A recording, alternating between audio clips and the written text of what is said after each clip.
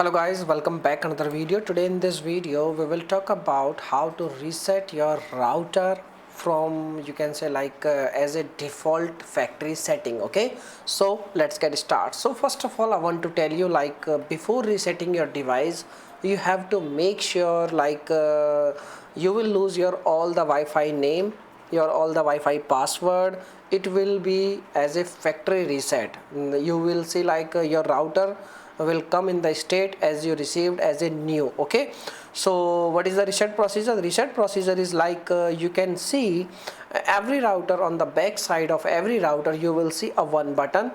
Every router you will see one button, that is like reset button. Okay, you just need to simply press this button for 5 to 10 seconds. Each and every company is pressing duration is different.